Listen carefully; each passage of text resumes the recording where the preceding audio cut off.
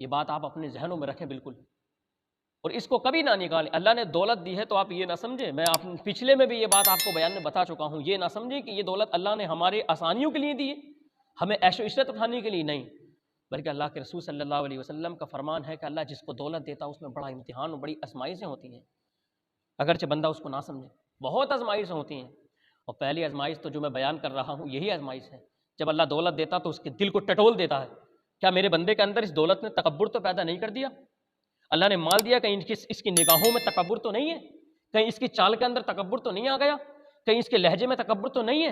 اللہ سب سے پہلے اس بندے کے جو اعضائے ظاہر اور اعضائے باطن ہیں ان کو جھنجھوڑتا ہے، کہیں اس کے اعضائے باطن اور اعضائے ظاہر کے اندر جو ہے کوئی تکبر تو نہیں ہے؟ اور جب بندہ اپنے اندر تکبر پیدا کر لیتا تو پھر وہ اگر پیغمبر زیادہ بھی ہو تو اللہ اس کو حکم یہی دیتا۔ حضرت داؤد علیہ السلام جب آسمان کی سطح پر اڑ رہے تھے، تخت پر بیٹھے ہوئے، تو ایک فرشتہ آیا اور آنے کے بعد حکم یہ ہوا کہ داؤد جانتے ہو تم کہاں ہو؟ کہا کہ میں آسمان کی بلندیوں کو چھو چکا ہوں۔ کہا کہاں؟ لیکن اپنے نیچے کو ذرا جھانک کر دیکھنا۔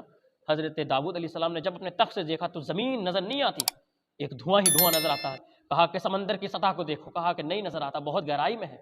تو کہا کہ یاد رکھنا آسمان کی سطح پہ اڑنے کے لیے اللہ نے تمہیں بلایا تو آسمان پہ اڑا تو رہا ہے، لیکن یہ بات یاد رکھنا کہ تکبر کا ذرا سے میل دل کے اندر آ گیا تو جتنی بلندی پہ اللہ نے تمہیں اٹھا لیا زمین کی اتنی گہرائی کے اندر تمہیں داخل کر دے گا۔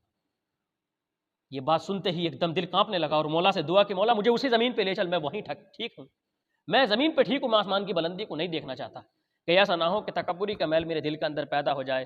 اور یہ عبارت امام غزالی نے مکاشفۃ القلوب اپنی کتاب کے اندر تحریر فرمائی ہے کہ داؤد کو جب حکم دیا تو ایک دم لرزہ طاری ہو گئی جسم کے اندر، اور کہا کہ مجھے زمین پر ایک دم لے کر جایا جائے، تو فوراً اپنے تخت کو زمین پر لے آئے